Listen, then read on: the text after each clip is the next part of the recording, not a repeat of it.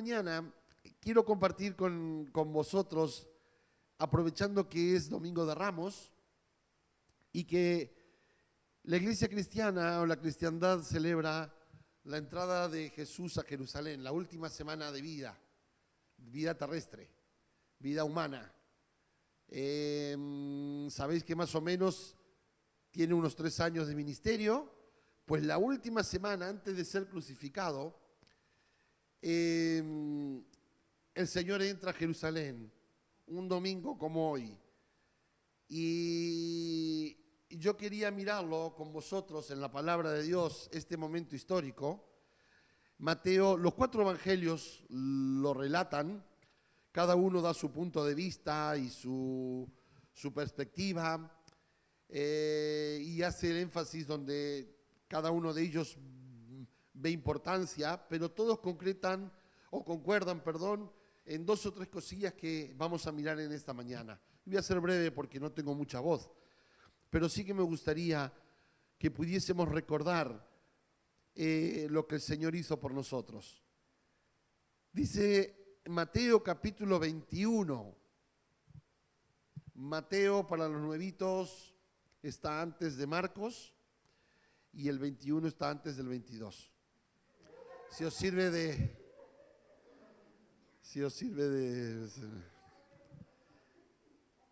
Dice 21, versículo 1. Cuando ya estaban cerca de Jerusalén y habían llegado a Betfagé, al monte de los olivos, Jesús envió a 2 de sus discípulos diciéndoles: vayan a la aldea que está enfrente, allí encontrarán una burra atada y un burrito con ella. Desátenla y tráiganmelos. Y si alguien les dice algo, díganle que el Señor los necesita y que después de utilizarlos, los devolverá. Esto sucedió para que se cumpliera lo que dijo el profeta cuando escribió: digan a la ciudad de Sión y de Jerusalén, mira, he aquí tu rey viene a ti, humilde, montado en un burro, en un burrito, en un asno, cría de una bestia de carga. Y los discípulos fueron e hicieron lo que Jesús les había mandado. Y hallaron allí el asna y su cría y echaron sus mantos encima de ellos. Y Jesús se subió encima. Y aquí, bueno, vamos a parar aquí un momentito y ir mirando algunos de los principios que yo quiero hablar con vosotros. Primero, tenía que llegar el momento en que Jesús entrase a Jerusalén para ser entregado. Y no es baladí, no es porque sí, el hecho de que Jesús entrase en Jerusalén una semana antes. Le dijo, viene una semana antes, porque sí. Estaba estipulado en la ley de Moisés que una vez al año, el sacerdote, el sumo sacerdote, el encargado de entrar en el lugar santo ese año del templo de Dios, tenía que buscar un cordero blanco, sin mancha, no podía tener un defecto. Y tenía que tenerlo una semana. Una semana ese corderito iba a estar en la casa de los sacerdotes. Y ellos tenían que revisarlo pelo por pelo. Por eso necesitaban una semana. Y no solamente lo hacía uno, lo hacían todos los sacerdotes. Y miraban si tenía un pelo negro, una heridita, algo en el diente, un defecto. Tenía que ser perfecto, porque ese cordero, al ser sacrificado, representaba el sacrificio, el perdón de Dios a todo el pueblo de Israel. Era una forma en que Dios lo había estipulado así. Y dice la palabra del Señor que Jesús entró, ¿cuánto? Una semana antes. Y si tú lees los evangelios, podrás ver cómo los escribas y los saduceos, los fariseos, la gente, dice que cada día salía y le hacían preguntas a Jesús. A ver si encontraban un fallo, un error. Y dice que al final de toda esa semana, dice, y nadie fue capaz de encontrar un error en todo lo que decía. Él representaba el Cordero perfecto de Dios. Y ahora lo veremos un poquito más adelante. Todo esto tiene una representación espiritual. Nosotros lo vemos hoy. Los discípulos, y lo dice en Lucas. Lucas dice, los discípulos no nos enterábamos de lo que significaba todo esto. Dice, una vez que Jesús resucitó, nos dimos cuenta de estas cosas. Y claro, ellos se dieron cuenta, ay, esto era por eso. Pero en ese momento para ellos era un día más. Vamos a Jerusalén. Y dice que Jesús les dijo a dos de sus discípulos, estaban en Betfagé, en Betania, donde había resucitado Lázaro, unos 15 kilómetros de Jerusalén. Y entonces le dice, ir a la aldea que está enfrente y allí encontraréis una burra y un burrito, un asno y su cría. Desatadlo y traédmelos. Y si os preguntan algo, vosotros decidle, el Señor los necesita. Cuando los use, al terminar, los traemos de nuevo. Y dice que así fue.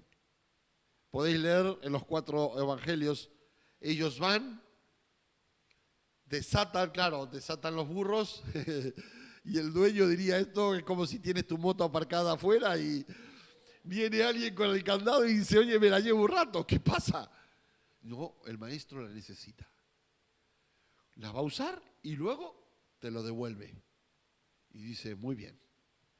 Primero, la primera lección que yo veo es que Dios tiene los recursos que nosotros necesitamos para hacer la obra de Dios.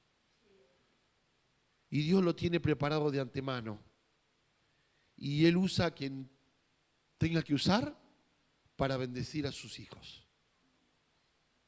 Y no solamente para bendecir a sus hijos, sino que muy bien decía Pablo al principio cuando empezamos a adorar a Dios, lo que Él quiere es que su Hijo Jesús sea exaltado y sea glorificado. Y Él ya tenía preparado esos 2 burritos allí.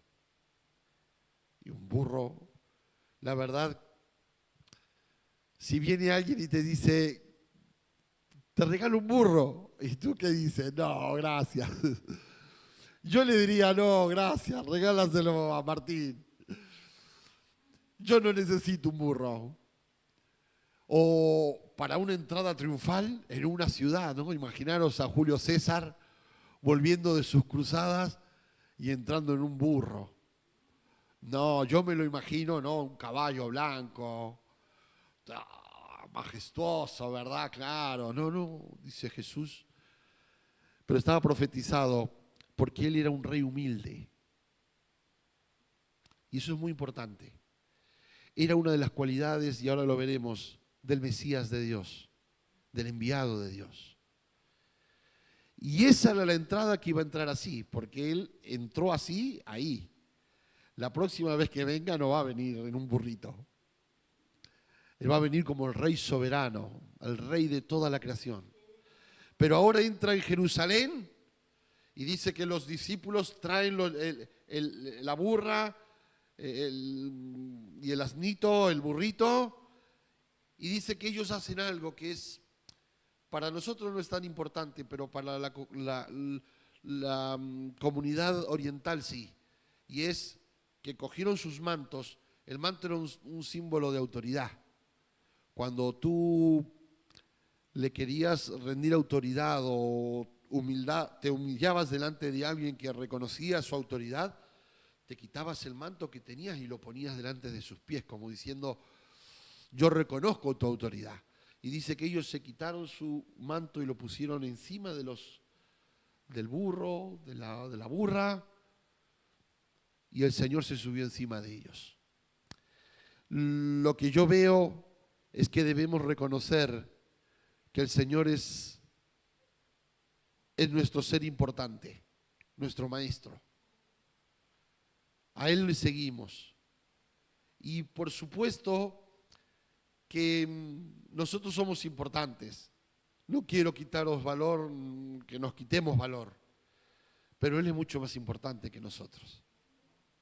Y tenemos que tener claro que si nosotros estamos, porque ellos habían estado 3 años con Jesús, el Señor los había guardado, los había cuidado, los habría sanado cuando estuvieron enfermos, les ayudó a pagar los impuestos cuando tenían que pagar los impuestos, se preocupaba por la comida de ellos. Y ellos, llegado a este punto, ellos ya reconocían al Señor como su Señor. Y por supuesto está la confesión de Pedro, ¿no? Cuando le dice, tú eres Jesús, el Hijo de Dios. Es decir, ellos llegaron a la certeza, a la convicción total de saber que ellos no estaban frente a un simple maestro. Y ahora digo esto porque lo veremos en el canto que la gente hace. Dice que Jesús empieza a caminar, a andar, y Natán, tú tienes Reina Valera. ¿Podrías leer el canto de la gente, por favor? Versículo 9, ¿verdad? Sí. Y la gente que iba delante y la que iba detrás aclamaba diciendo: Hosana al Hijo de David, bendito el que viene en el nombre del Señor, Hosana en las alturas. Muy bien. Eso es lo que la gente cantaba. Dice que quitaban sus mantos, los ponían en el suelo para que Jesús pasase con el burrito, y rompían ramas de las palmeras, de los árboles, y los ponían. Sería una alegría. Claro, en Betania era prácticamente una ciudad donde el reino de Dios ahí se había instaurado, porque había resucitado Lázaro. Y dice la palabra que ahí se convirtieron un montón de gente. Y no solamente que resucitó Lázaro, sino dice que el Señor hizo muchos milagros. Y no solamente por los milagros que el Señor hizo, sino dice la palabra que muchos se convirtieron por el testimonio de Lázaro. Porque él, en un pueblito en ese tiempo, que se muere y está 4 días muerto, y de repente apareces ahí en la plaza predicando que el Señor te había resucitado, eso tendría que ser un testimonio increíble.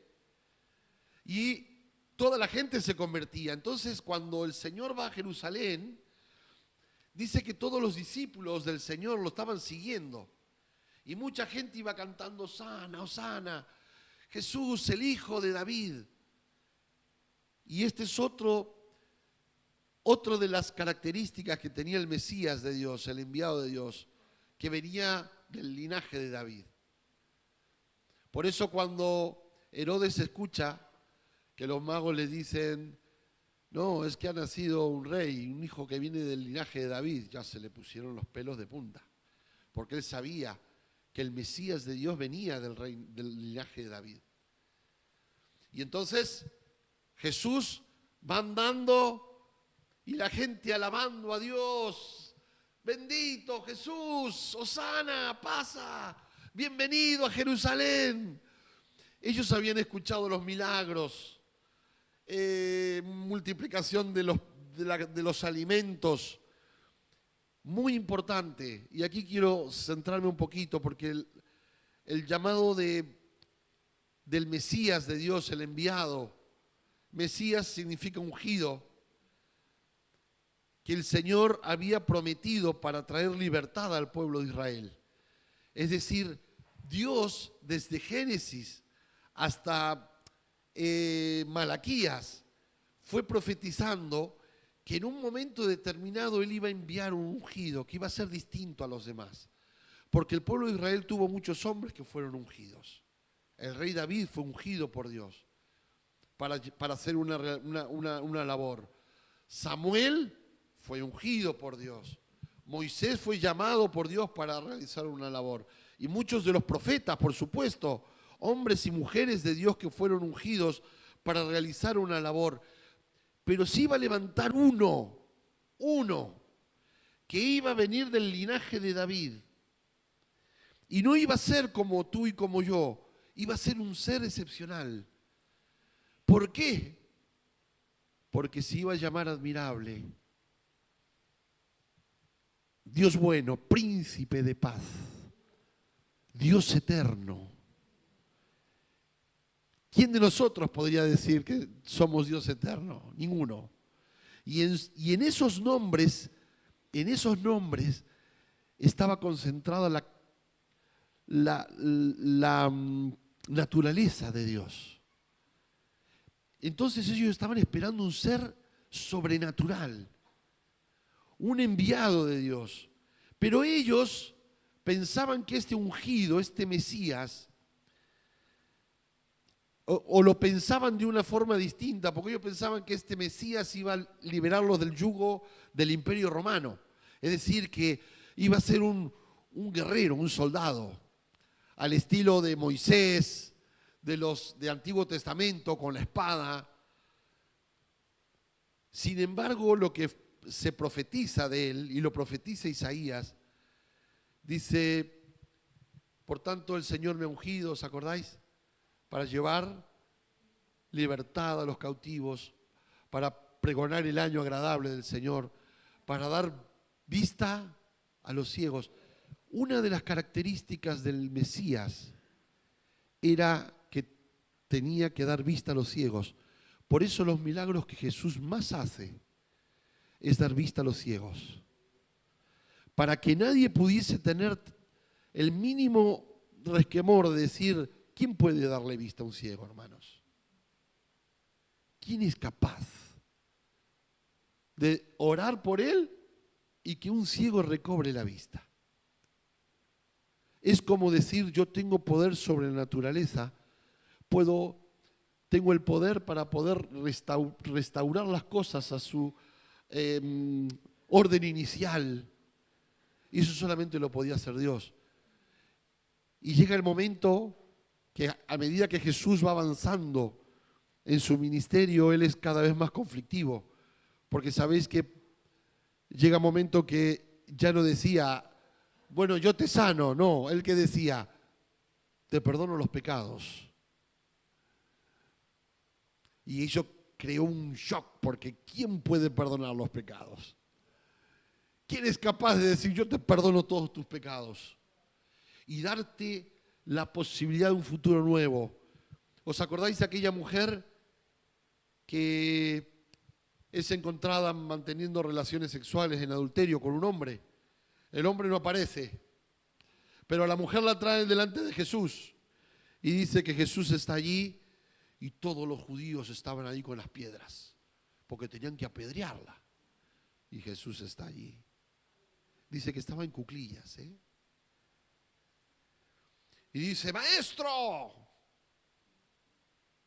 ¿qué tenemos que hacer? Según la ley de Moisés tenemos que apedrearla porque esta mujer la hemos encontrado que se estaba acostando con un hombre. Y Moisés, nuestro gran Moisés, nos dice que tenemos que apedrearla. Y entonces el Señor, bueno, sabéis que dice que se pone a escribir en el suelo. Y dice: bueno, si alguno está libre de pecado, si alguno nunca ha cometido pecado, yo autorizo a que tire la primera piedra. Y seguramente el Espíritu Santo actuó ahí. Y dice que cuando escucharon esto, todos dijeron: no, nosotros tendríamos que estar ahí también. Y dice que no. ¿Y Jesús qué hizo? Dice que miró a la mujer y le dijo: mujer, ¿dónde están los que te querían apedrear? Y dice: se han ido, Señor. ¿Y qué dijo Jesús? Yo tampoco te condeno. Esa es el perdón. Pero es que Jesús no solamente vino a darnos perdón, sino que Él vino también a darnos libertad. Y Él le dice, yo te perdono, vete y no peques más. Le da la solución a su vida. Le dice, vas a vivir bien si no vives en pecado. Y ahí no solamente tenemos el perdón de Dios, sino que también recibimos la libertad. La libertad para poder vivir una vida en el Espíritu, una vida alejada del pecado. Y por eso una de las palabras que más se repiten en el reino de los cielos, y nos lo decía Pablo también, santo, santo, santo, santo. Y si Él es santo, nosotros también tendremos que serlo. Y dice que Jesús iba caminando y la gente cantando.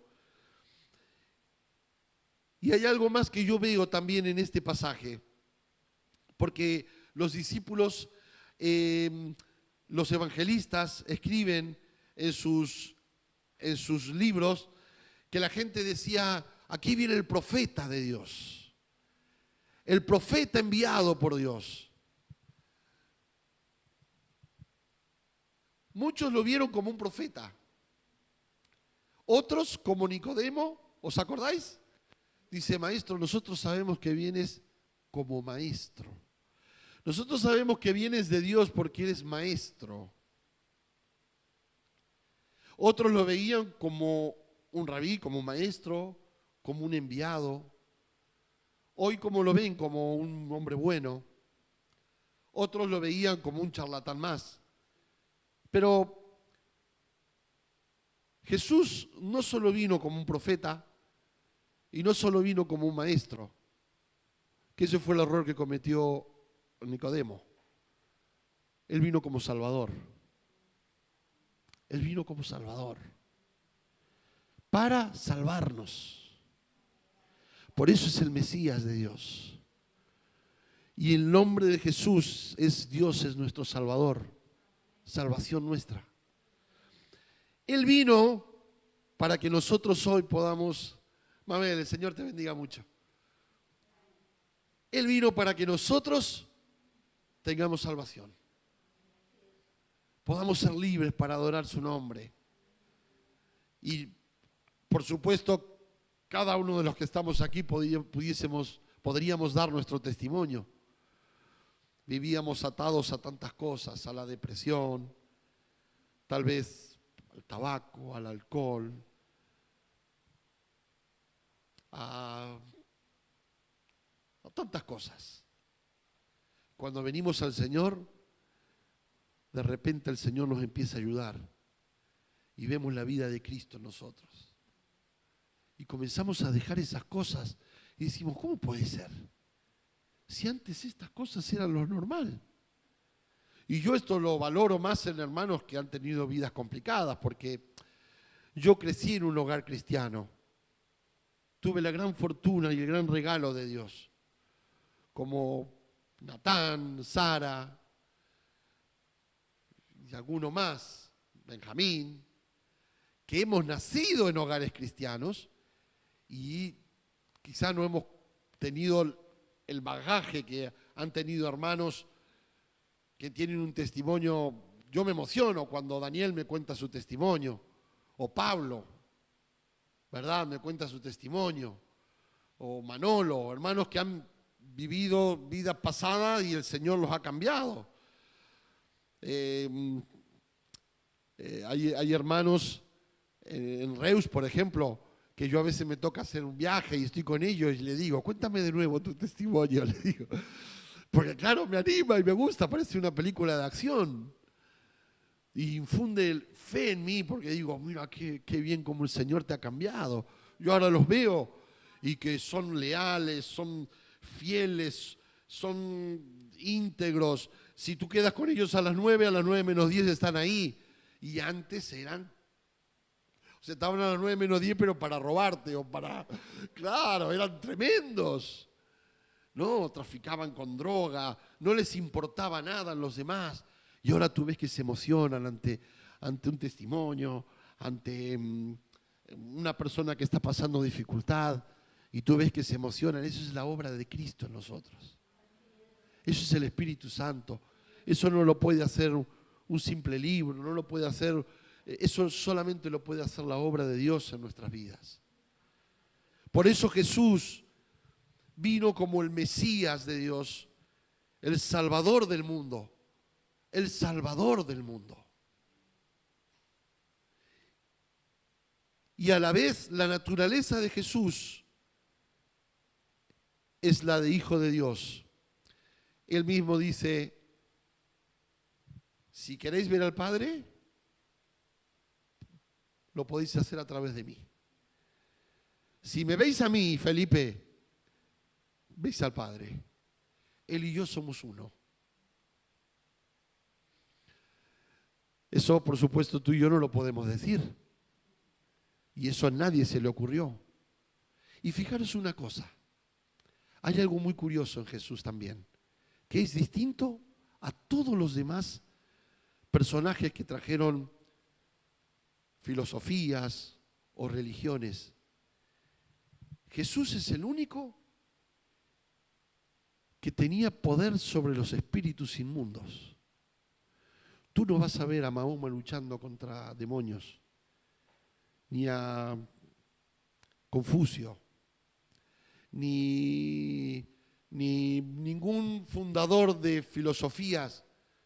Jesús era el único que tenía poder sobre el mundo de la oscuridad, porque una de las características del Mesías era esa también. Venía con la autoridad de Dios. Por eso no tenemos que tener miedo. Nosotros los que hemos creído en el Señor y nuestra vida está anclada en Jesús, no tengas miedo. Si te dicen, uy, estás poseído. No, querido, sí que estoy poseído, pero por el Señor. Y la posesión de Dios no tiene nada que ver con la del mundo, porque Él me llena, me da gozo y me da libertad para elegir. Por eso a veces pecamos, porque nos da demasiada libertad Dios. Y el diablo no. El diablo te subyuga, te esclaviza y encima te paga mal, porque te deteriora, te vuelve vulgar, pero Dios nos da dignidad. Y Jesús viene como Mesías, como Salvador, pero también viene como Dios. Emmanuel, Dios con nosotros. Y cuando está entrando en Jerusalén, lo hace, por supuesto, con cánticos de alegría, de exaltación, de glorificación, pero sabiendo dónde entraba. Porque esa entrada de alegría y de gozo lo llevaba a la muerte. Pero igual lo hizo. ¿Y sabéis por qué lo hizo? Porque te amaba. No hay otra razón. Por supuesto que dice la palabra y lo dice Pablo en Corintios, que Él murió y resucitó para ser Señor, para volver al original, a ser el Señor del hombre, tener una relación con nosotros como la tenía con Adán en un principio. Y sabéis una cosa, es importante que recordemos la entrada a Jerusalén, porque muchas veces nosotros, en nuestro andar diario, nos tocarán vivir momentos de alegría, momentos de gozarnos, pero sabiendo que en cualquier momento nos puede tocar un momento desagradable. Toda esa semana de Jesús iba a ser una lucha constante, una semana de desafíos. Se tenían que enfrentar con unos, con otros, y salían otros y otra vez. Y no solamente eso, sino que dice que tenía oposiciones de uno, de otro. Incluso Pedro le dice, cuando Jesús le dice, Pedro, va a tener que morir, y dice, no, Señor, que eso no sea así. Claro, Pedro en su cariño, en su amor por el maestro, no quería perderlo. Pero él mismo tiene que decir, apártate de mí, Satanás, y no se lo dice a Pedro, sino que el diablo estaba intentando poner duda en el corazón de Jesús. Y si tú lees Juan y lees Lucas, dice que cuando Jesús entra en Jerusalén, Él comienza a decir, Señor, para esto me has traído. El Señor hace una charla, una pequeña charla, y Él dice, es necesario que yo haga esto. Era como si Él se estaba concienciando del momento que estaba viviendo y del momento que iba a vivir, de lo difícil que va a ser para Él, pero lo necesario. ¿Para qué? Como oraba Mari, para que tú y yo hoy podamos tener libertad.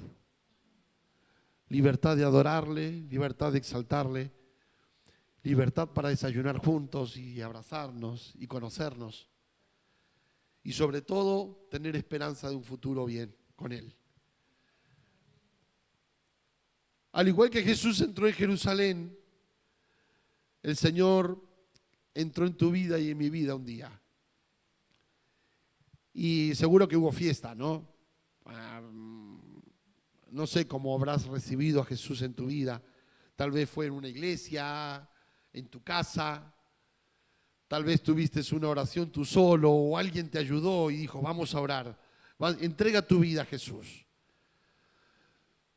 Pero ¿sabéis una cosa? Yo tuve que entregar muchas veces mi vida a Jesús. Y lo sigo haciendo, ¿eh?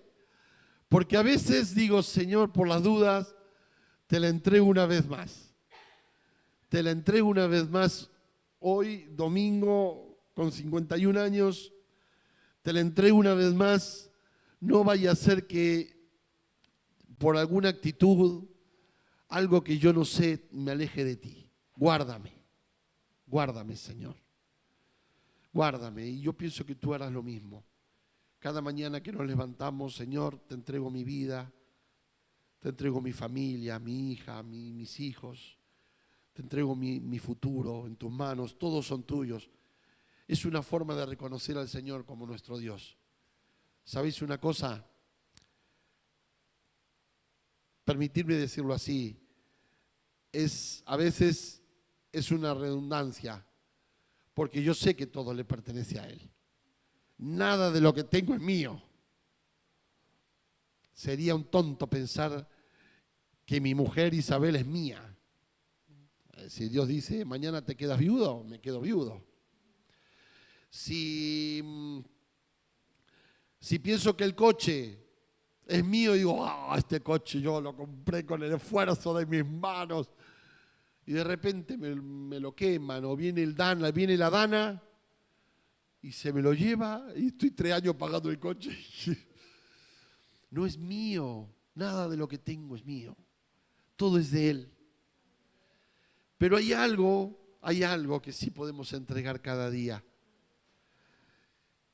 Y que eso sale de un corazón que ama a Dios, es entregar tu voluntad. Eso sí que Dios no te lo puede. Eso se entrega de manera voluntaria.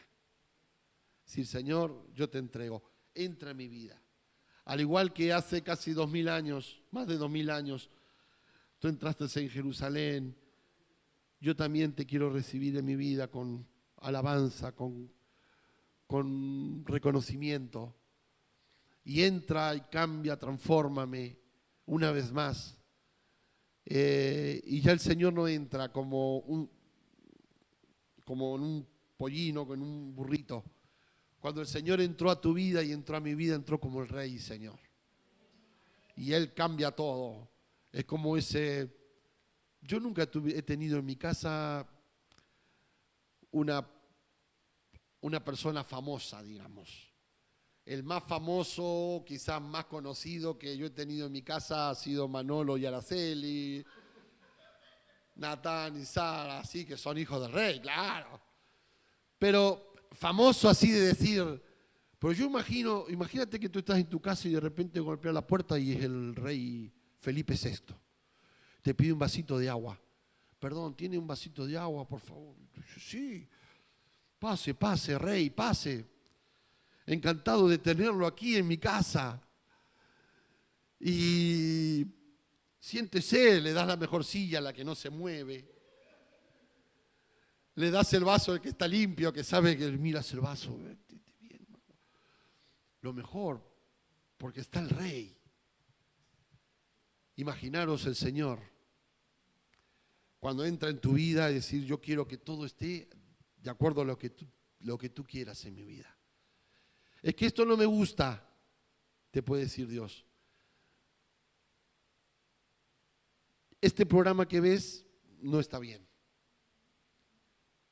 ¿Sabes, Jonathan? Te gusta mucho el fútbol. Está bien el fútbol. Dicen que está bien, ¿no? Que a Dios también le gusta el fútbol y es del Real Madrid.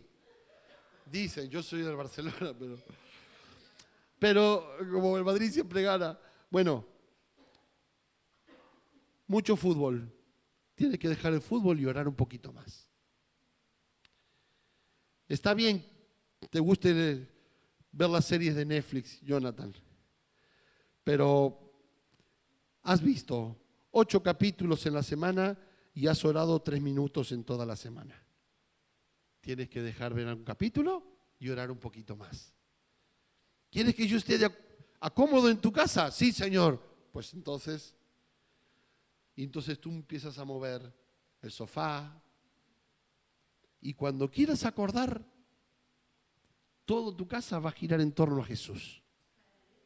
Todo lo que hay. Quizás tenías 20 televisiones en la casa y ahora no tienes televisión y dices, oye, ¿y por qué hablas con Él? Y te gusta estar con Él y el Señor te cuenta sus secretos en la intimidad de Dios. Son cositas que van cambiando, pero es importante que cada uno de nosotros hayamos experimentado la entrada de Jesús en nosotros. Y yo os felicito, porque aquí creo que todos los que estamos aquí hemos recibido a Jesús en nuestra vida. El más nuevito debe ser Namsi, creo yo, no sé. El último, porque Martín ya lleva unos meses. Entonces yo creo que Namsi llevará el último que ha entregado su vida a Jesús, aunque ya lo conoce hace tiempo. Pero calculo que desde el más pequeño hasta el mayor, hasta el que lleva mucho tiempo en el Señor, todos podemos decir lo mismo. Dios es bueno. Dios es bueno. Y decirle gracias, Señor, por haber entrado en mi vida un día. Te alabo y te bendigo. Y yo me gustaría que en un minutito puedas decirle con tus palabras, al igual que toda aquella gente alabó al Señor y le decía Hosana en las alturas, paz en la tierra. Gracias, gracias, Señor, por haber entrado en mi vida. Con tus palabras, dile, Señor, gracias. Gracias por tu salvación, gracias por tu perdón. Gracias por haberme dado libertad, Señor. Gracias por haberme rescatado. Gracias por haberme cambiado, por darme un futuro. Gracias, Señor, por haber quitado toda depresión de mi vida, por darme esperanza, por darme un futuro, Señor. Gracias. Gracias, Señor, gracias. Te alabo. Te bendecimos en esta mañana, glorificamos tu nombre, Hosana, hijo de David, que vienes con salvación, vienes con poder, vienes con autoridad, rompiendo toda obra del enemigo, toda obra de Satanás, dándonos libertad y esperanza en un mundo oscuro. Nosotros podemos tener el gozo de la salvación. Te adoramos, te exaltamos, glorificamos tu nombre. Y hoy se está cumpliendo, aunque un día lo veremos todos en el cielo, pero de toda tribu y toda nación, Señor, se levantan y te adoran cada domingo.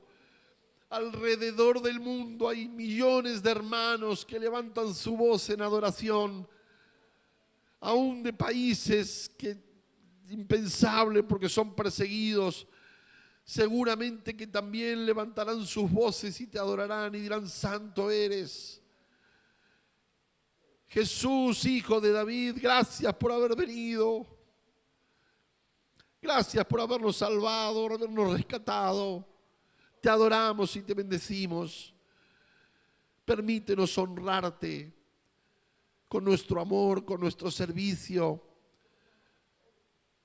Que cada uno de los que estamos aquí podamos darte, Señor, nuestra alabanza, nuestra adoración, nuestra exaltación, con nuestra forma de vestir, nuestra forma de hablar, nuestra forma de mirar, nuestra forma de comportarnos, nuestra forma de tratar a nuestra esposa, a nuestro marido, a nuestros hijos, nuestra forma, Señor, de involucrarnos en la obra de Dios.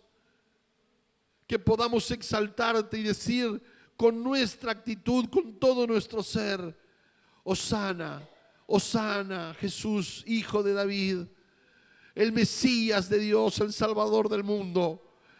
Bienvenido a este lugar, bienvenido a mi vida, bienvenido a mi hogar. Aquí serás bienvenido. Te amo, Señor. Te amamos, te amamos. Gracias te damos. Glorificamos tu nombre en esta mañana, Señor. Aleluya, aleluya, aleluya.